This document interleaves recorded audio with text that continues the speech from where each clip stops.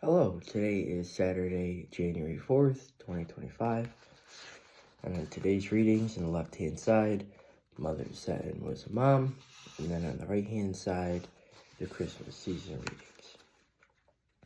Many know St. Elizabeth Ann Seton as the first American citizen born in the United States to be canonized a saint.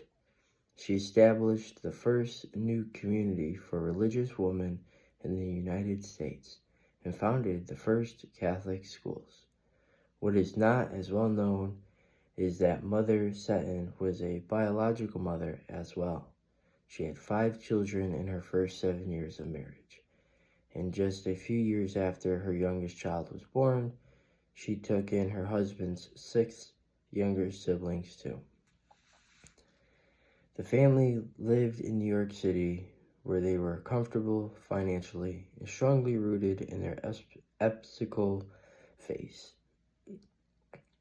Then Elizabeth's husband got sick with tuberculosis.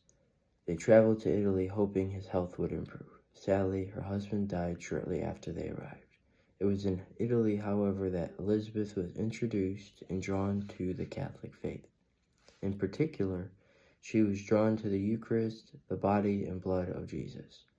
She returned to New York City and converted to the Catholic faith, a decision which led to discrimination and the loss of her position in society. Elizabeth's writing shares glimpses into her mother's heart, the worries about her son's faith, concerns over her daughter's stubborn will.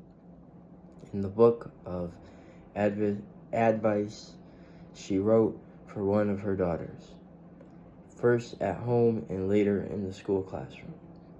Mother Seton was at peace when surrounded by children. She accomplished many things before she died on this day in 1821 at age 47. Her remains are located in the Basilica of St. Elizabeth Ann Seton in Emmitsburg, Maryland. A new shrine in her name opened in Maryland in 2023. Philippians 7. For I have experienced much joy and encouragement from your love, because the hearts of the holy ones have been refreshed by you, my brother. Paul uses 2 phrases that deserve a second look. The holy ones. This is how early Christians referred to one another. It wasn't a claim to be better than the rest of the world. It was simply a recognition of the gift of God's own life that was in them. My brother. Paul refers to Philemon as my brother because they all shared God's life. They were brothers and sisters, and that's how they addressed one another. To belong to a Christian community, to a parish, is not like belonging to other organizations.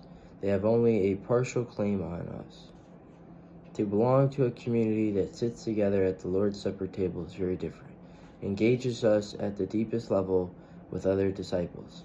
We miss the mark when we see ourselves in relationship to a parish as consumers. We can mistakenly see this as simply a matter of choosing the religious outlet that provides services to me. As long as I like what I receive, I maintain my membership there. If not, I go elsewhere. It goes much, much deeper than that. The church isn't something out there that we relate to as a consumer. We are the church. We share a common life, God's life, and because of that, we are brothers and sisters. Take some time to think about that. Spend some quiet time with the Lord. I appreciate you for being here, and I'll catch you tomorrow.